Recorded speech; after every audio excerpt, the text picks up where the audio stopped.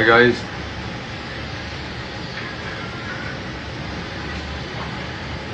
Hello.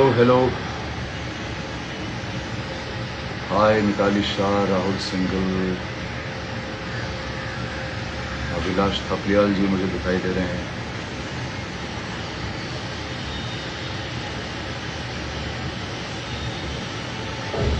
How are you guys?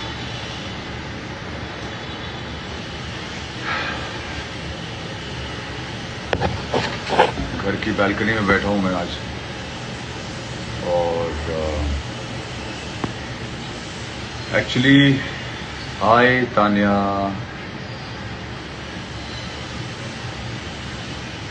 I can see Rohit Raj Goel also.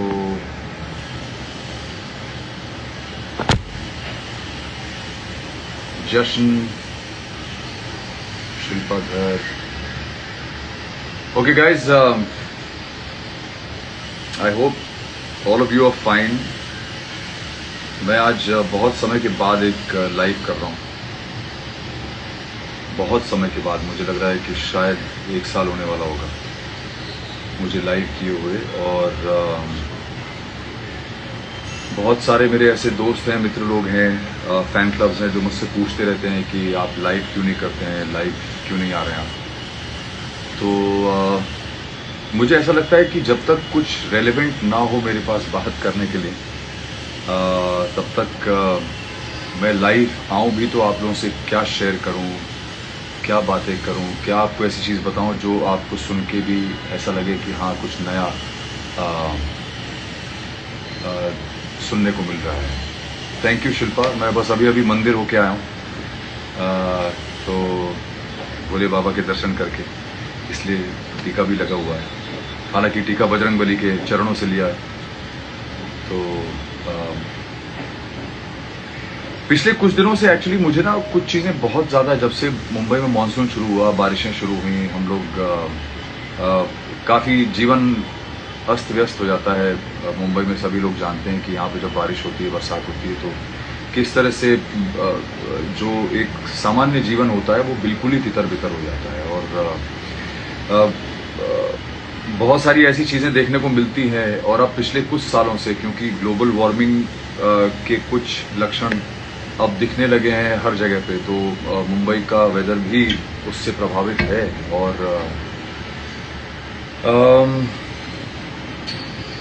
मैंने कुछ दिनों पहले असल में एक वीडियो देखा था जिसमें मैंने जुहू बीच पे किसी एक सज्जन को सुबह दौड़ते हुए, उनकी जॉग पे जाते हुए, उन्होंने शायद वीडियो बनाया होगा और उन्होंने वो अपने इंस्टाग्राम पे शेयर किया था.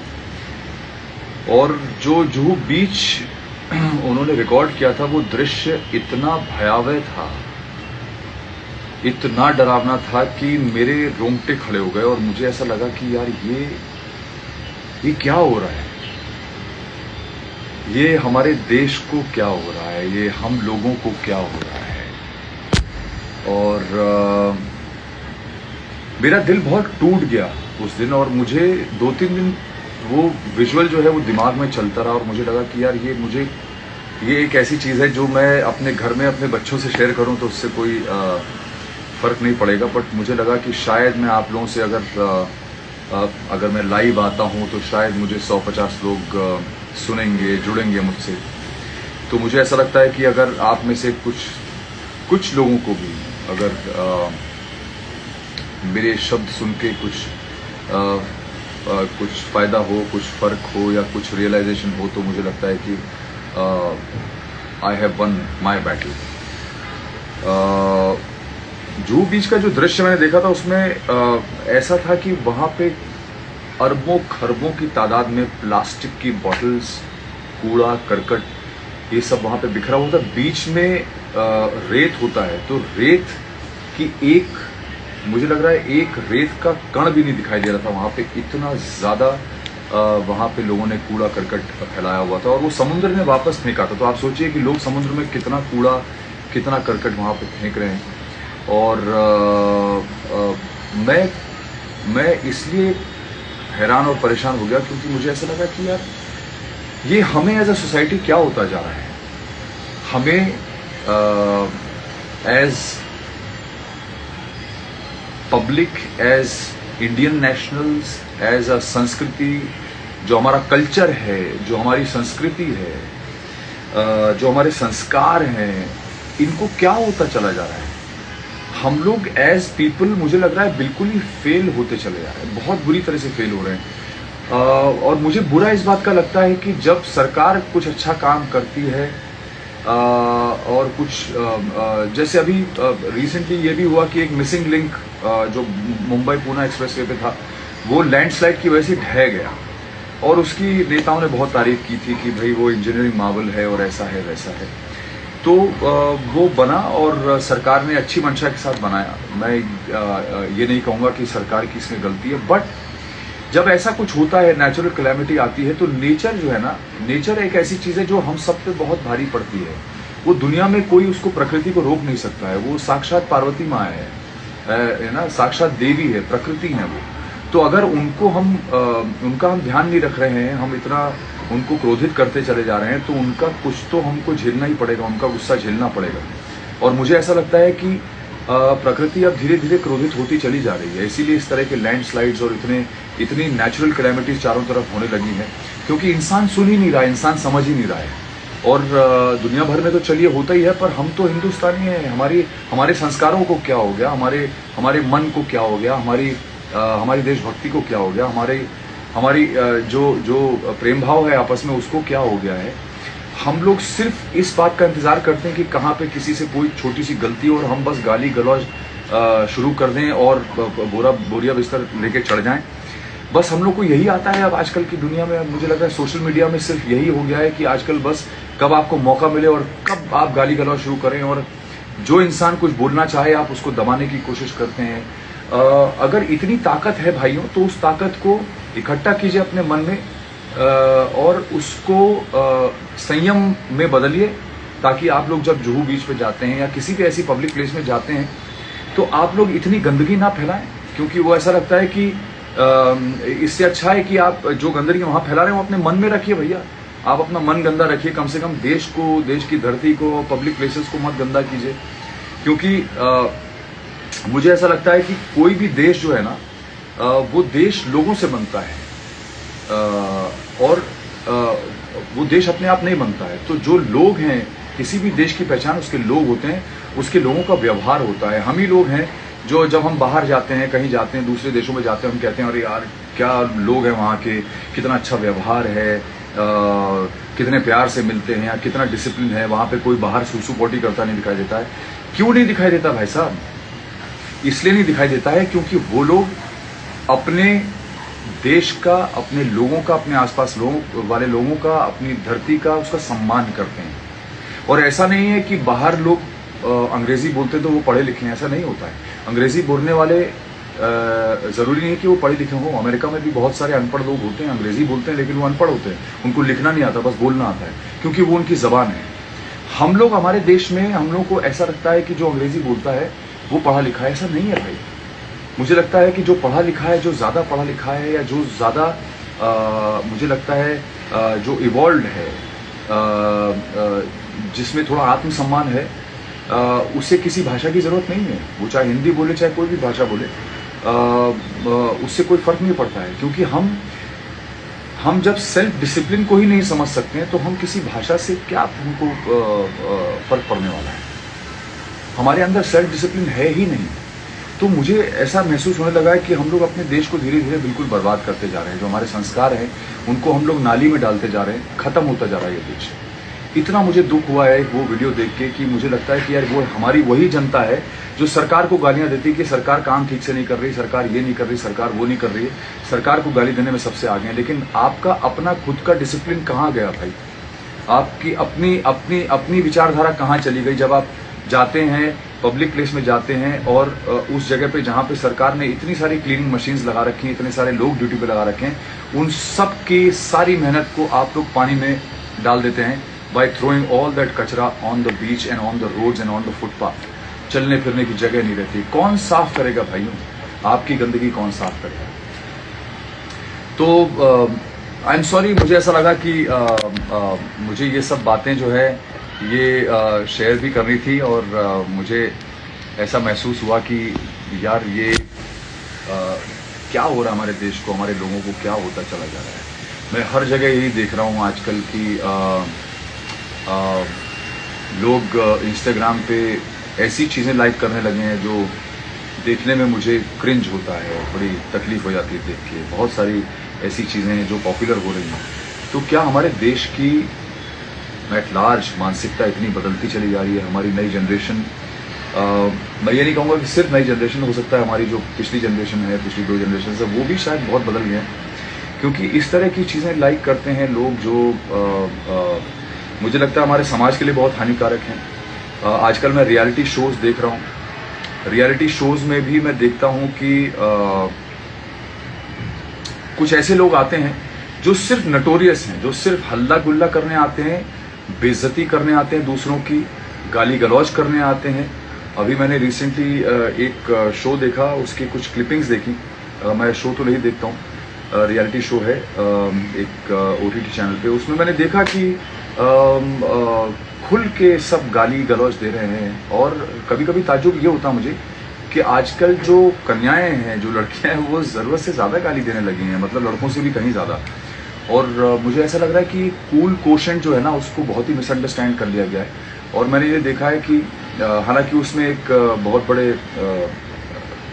हैं सज्जन हमारी इंडस्ट्री के, उनकी भी धर्मपत्नी है और वो भी बहुत खुल के गाली गलौज कर रहे हैं। तो मुझे ऐसा लग रहा है कि हम लोग क्या एग्जाम्पल सेट कर रहे हैं दुनिया के लिए, क्या एग्जाम्पल सेट कर रहे हैं? अगर हम लोग जो बड़े हैं उम्र में, हम सीनियर हो चुके हैं, और हम लोग अगर अपनी नई जनरेशन के लिए अगर अच्छा एग्जाम्पल सेट नहीं कर सकते हैं, तो फिर हम कर क्या सकते हैं? तो हम इस धरती पे मुझे लगता है बोझ बनते चले जा रहे हैं। क्योंकि अगर कहीं पे जाके आपको अपनी बात रखने के लिए, अपने आप को दिखाने के लिए, शोकेस करने के लिए सिर्फ गाली गलौज, सिर्फ दूसरों की बेइज्जती, सिर्फ दूसरों की इंसल्ट करना ही हमारा एक टूल रह गया, तो मुझे लगता है कि फिर एज एक समाज के तौर पे हम लोग बिल्कुल खत्म हो चुके हैं, सड़ चुके हैं, मुझे ऐसा लगता है। तो इस चीज़ का कोई मतलब मुझे लगता है रह नहीं गया है। मैं, आप सभी लोग जानते हैं, जितने भी मेरे मित्र लोग जिन्होंने मुझे ज्वाइन किया होगा, वो सब जानते हैं कि कभी भी कोई गलत चीज़ होती तो मैं उसके खिलाफ आवाज़ ज़रूर उठाता हूँ। और आज मेरा मन किया, 2-3 ऐसी चीज़ें थी जो मेरे मन में थी, मुझे लगा कि मैं आज इस बारे में बातचीत करता हूँ। क्योंकि मैं देख रहा हूँ कि हम इसी समाज में रहते हैं, हमारे बच्चे भी इसी समाज में रहते हैं, और जो यंग जनरेशन है वो भी इसी समाज में रहती है। और हमारा समाज धीरे धीरे इतना विकृत होता चला जा रहा है, इतना विकृत हो गया है, ऐसी मानसिकता खराब होती चली जा रही है। उसके चलते ही इतने सारे हेट क्राइम्स हो रहे हैं, इतने सारे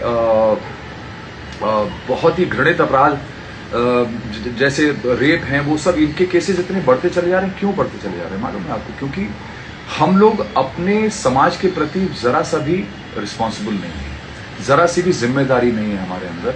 और हमको, देखिए, मैं ये नहीं कह रहा हूँ कि मैं बहुत परफेक्ट आदमी हूँ, मुझसे बहुत गलतियां होती है, लेकिन मैं हमेशा इस चीज़ के लिए कॉन्शियस रहता हूँ कि यार मैं कुछ ऐसा ना करूँ जिसके लिए मुझे बाद में शर्मिंदा होना पड़े, या मेरे बच्चे कल को मुझ पर उंगली उठाएं कि पापा आपने भी ऐसा किया था। तो मेरी ये मंशा है, मैं हमेशा इस मानसिकता के साथ रहता हूँ कि मैं जो कुछ भी करूँ वो ऐसा करूँ जिससे मैं कोई ना कोई एग्जाम्पल सेट कर सकूँ। जो बातें करूँ वो भी कुछ इस तरह से करूँ जो किसी की शब्दों में बहुत ताकत होती है। मुझे ऐसा लगता है कि हमारे जो शब्द हैं उसमें बहुत, शब्दों में बहुत शक्ति होती है। शब्द ही ऊर्जा है, तो हमारे शब्द ही ऐसी ऊर्जा। इसीलिए बोलते हैं कि दिन में आपकी जो जीभा है, जबान है, उसके ऊपर सरस्वती आती है एक बार।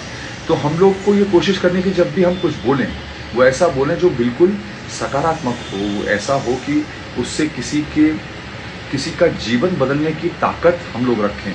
आपके 2 शब्दों से किसी का जीवन बच सकता है।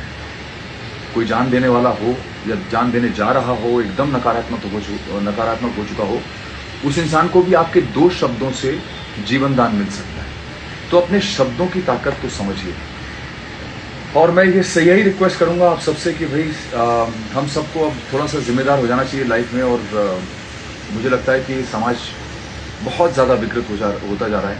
हमको अपने समाज को सही करने का समय मुझे लगता है अब आ गया है, और हमको कुछ ऐसी चीज़ें बनानी चाहिए। मैं सभी से ये चाहूँगा, चैनल्स जो हैं हमारे, जो OTT चैनल्स हैं, जो टेलीविज़न चैनल्स हैं, उनसे भी यही रिक्वेस्ट करूँगा कि ये रियलिटी शोज़ के नाम पे आप लोग जो गंद बना रहे हैं, उस गंद को बंद कीजिए। बिकॉज मुझे ऐसा लग रहा है कि आजकल ओटीटी पे हो या टेलीविजन पे हो, सिर्फ एक चीज की होड़ लगी है कि उनको नंबर्स चाहिए, और उस नंबर को पाने के लिए जिस तरह का कंटेंट क्रिएट किया जा रहा है, और बड़े बड़े स्टार्स ऐसे शोज को होस्ट कर रहे हैं और ऐसे लोगों को प्रमोट कर रहे हैं, सपोर्ट कर रहे हैं, जो लोग स्क्रीन पर आके सिवाय गाली गलौज की, सिवाय लड़ाई मारपीट को और कुछ कर ही नहीं रहे हैं। और फिर उनको ये बोला जाता है कि भाई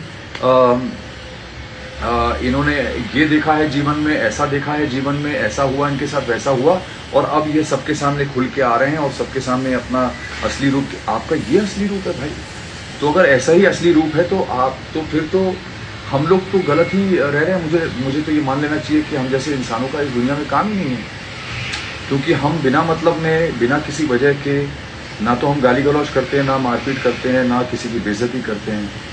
तो इसका मतलब है हमको इस समाज में रहने का हक नहीं है। तो मेरा ये मानना है कि हमको, सभी लोगों को एज अ सोसाइटी ये चीज मेक श्योर करनी चाहिए कि हम इस समाज को कुछ अच्छा दें,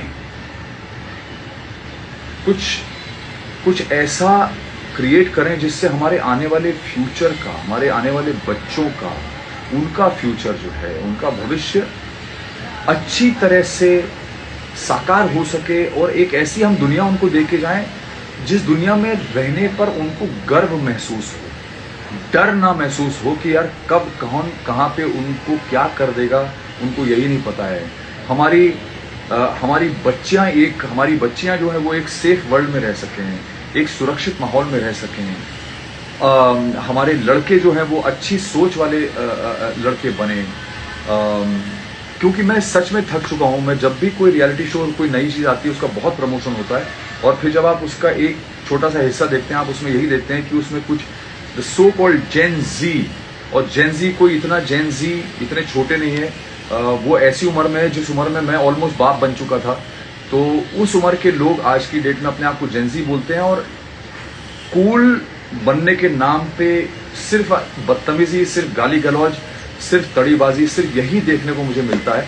तो मुझे बड़ा दुख होता है इस बात का कि यार ये कहाँ से ये लोग आ रहे हैं, और इनको हमारे चैनल वाले, हमारे जो चैनल्स हैं, ओटीटी चैनल है या टेलीविजन चैनल है, ये लोग इस तरह का सपोर्ट, इस तरह का प्लेटफॉर्म दे रहे हैं जो पब्लिक देखती है, लाखों करोड़ों लोग देखते हैं, और उनको ये देखने पे ऐसा लगता है, जो हमारी नई जनरेशन को देखने पे ये लगता है कि यार ये जो कर रहे हैं ये सही कर रहे हैं। अगर वो गाली गलौज कर रहा है, किसी की बेइज्जती कर रहा है, इंसल्ट कर रहा है, तो वो सही कर रहा है, क्योंकि वो सही, अगर ये नहीं करता तो शायद वो इस प्लेटफॉर्म पे नहीं होता, उसको करोड़ों लोग नहीं देख रहे होते। तो स्टारडम की डेफिनेशन चेंज होती जा रही है, सेलिब्रिटी स्टेटस की डेफिनेशन चेंज होती जा रही है, यू नो। तो मुझे ऐसा लगता है कि मेरा ये निवेदन है, मेरा आग्रह है कि प्लीज आप सभी लोग जो हैं वो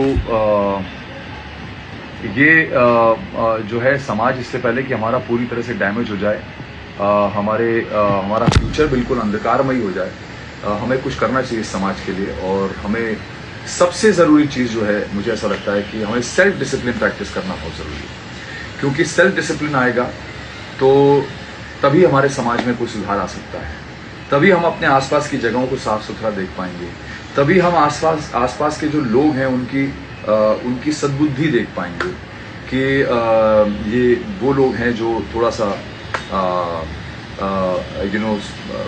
सुधरने में विश्वास रखते हैं, बजाय इसके कि जब भी कोई ऐसी चीज़ हो, जैसे अभी वो मिसिंग लिंक जो है वो लैंडस्लाइड की वजह से पूरा टूट गया, तो बस सरकार के ऊपर चढ़ाई कर दी, लोगों को, नेताओं को गालियां देना शुरू कर दिया, इसको गालियां देना शुरू कर दिया।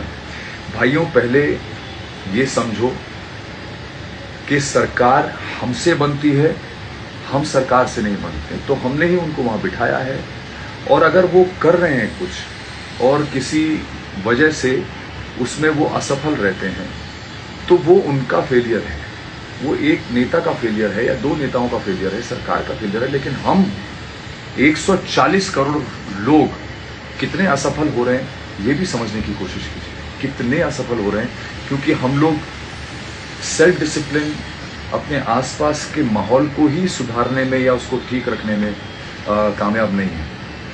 तो फिर आप सरकार को किस बात के लिए गाली दें? सरकार तो अपना काम कर रही है और अच्छा काम कर रही है। और मैं ये भी जानता हूं कि क्योंकि मैं सरकार के लिए कई बार बहुत पॉजिटिव चीजें बोलता हूं, क्योंकि मुझे मालूम है कि सरकार ने बहुत पॉजिटिव काम किए हैं इस सरकार ने। तो बहुत सारे ऐसे लोग हैं जो मुझे बहुत गालियां देते हैं और बहुत अपशब्दों का इस्तेमाल किया जाता है, बहुत अपशब्द बोले जाते हैं। हाय रांची, हाउ आर यू, ओले ओले ओले ओले, गुड गर्ल। तो मैं ये कह रहा हूं कि हम अगर सरकार की तारीफ करें तो हमको गालियां मिलती हैं, सरकार की अगर कोई सफल चीज असफल हो जाए तो सरकार को गालियां मिलती हैं। लेकिन जो पब्लिक है, जो हम लोग हैं, जो समाज है, उसको गाली कौन देगा? उसको कौन रिस्पॉन्सिबल बनाएगा उनकी गलतियों के लिए? जैसे वो जुहू बीच पे अभी लाखों लोगों का कूड़ा और वहां पे उनकी गंदगी और उनकी मानसिकता जमीन पे रेत में बिखरी हुई दिखाई दी, उसको कौन गाली देगा? उसको कौन सुधारेगा? सिर्फ हम लोग सुधार सकते। तो भाइयों, मेरा आप सबसे यही अनुरोध है कि अगर मैं आज कुछ ज़्यादा बोल गया हूँ तो उसके लिए क्षमा चाहता हूँ, पर आप में से जो लोग ये मानते हैं कि मैं गलत हूँ और जिनको अपशब्दों का इस्तेमाल करना है, गाली देनी है, वो दे सकते हैं, क्योंकि वो उन्हीं के ऊपर है, मेरे ऊपर नहीं। आप देंगे भी तो मैं लूँगा नहीं, पर मेरा ये कर्तव्य बनता है। और एक राष्ट्रवादी, एक नेशनलिस्ट होने के नाते मेरा ये कर्तव्य बनता है कि अगर मेरे आसपास कुछ गलत हो रहा है तो मुझे लगता है कि मुझे बोलना वो बहुत ज़रूरी है, वो कहना बहुत ज़रूरी है, ताकि लोगों तक बात पहुंचे। और अगर आप में से 4 लोग भी मेरी बातों से इन्फ्लुएंस होकर अपने जीवन में थोड़ा बदलाव ला सकें तो ये मेरे लिए बहुत बड़ी जीत है। तो आप सभी लोगों का बहुत बहुत धन्यवाद, thank you. And I hope कि आप लोग मेरा शो 2 दुनिया एक दिल, जो कलर्स पे रात में 10:30 बजे आ रहा है, वो आप लोग देख रहे होंगे, शिद्दत से देख रहे होंगे। मैं चाहूँगा कि आप सब हमारे शो को देखें मंडे टू फ्राइडे, और उसे बहुत सारा प्यार दें। अगर आपको मेरा किरदार अच्छा लगता है तो उसको बहुत सारा प्यार दें। और क्या कहूँ, मैं अपने आप को बहुत ब्लेस्ड मानता हूँ, बहुत बहुत ज़्यादा लकी मानता हूँ। मुझे लगता है कि मैं बहुत किस्मत वाला हूँ कि मैं कलाकार हूँ, अपनी कला को प्रदर्शित करता हूँ पर्दे पे, और मुझे आप लोगों का लाखों करोड़ों की तादाद में इतना सारा प्यार मिलता है, इतना सम्मान मिलता है। उसके लिए मैं बहुत बहुत बहुत आपका कृतज्ञ भी हूँ। बहुत धन्यवाद आप लोगों का। और मुझे लगता है कि भोले बाबा की, महाकाल की बहुत बड़ी कृपा है कि मुझे आप लोगों का इतना प्यार मिलता है और आगे भी मिलता रहेगा। और बस ऐसी कभी कभी मैं आता रहूँगा, कुछ अच्छा शेयर करने को होगा तो भी मैं आऊँगा। फ़िलहाल मैं बस यही कह सकता हूँ कि आप लोग मेरा शो देखते रहिए, और जो भी मैंने आज आप लोगों से बातें शेयर की हैं, अपने मन की बात शेयर की है, I hope it made sense. और आप लोग ज़रूर इस बात पे थोड़ा मंथन कीजिएगा, सोचिएगा और डिसाइड कीजिएगा कि जो मैंने कहा वो सच कहा या नहीं कहा। और हमें समाज में बदलाव लाने की बहुत ज़रूरत है। मुझे ऐसा लगता है कि हमारे समाज में बहुत ज़्यादा इस वक्त गंदगी बहुत फैल चुकी है। उस गंदगी को हमें रोकना अभी से शुरू करना पड़ेगा, वरना हमारे देश का जो भविष्य है, हमारे समाज का, हमारे बच्चों का भविष्य जो है बहुत ज़्यादा अंधकारमयी हो जाएगा और फिर हम लोग रोक नहीं पाएंगे। और हमें प्रकृति को, माँ पार्वती, सम्मान देना बहुत ज़रूरी है। अपने आसपास के इलाकों को साफ रखना बहुत ज़रूरी है। पेड़ों को लगाना बहुत ज़रूरी है, नए पौधे लगाना बहुत ज़रूरी है, उनको पानी देकर सींचते रहना बहुत ज़रूरी है, क्योंकि वही माँ प्रकृति को, माँ पार्वती को खुश रख सकता है। वरना अगर वो क्रोधित हो गई तो फिर सीधे माँ काली का ही स्वरूप लेंगी और फिर तो हम सभी जानते हैं कि एक बार वो अपने उस रूप में आ गई तो कितना विनाश हो सकता है, और हम नहीं चाहते कि ऐसा विनाश हो।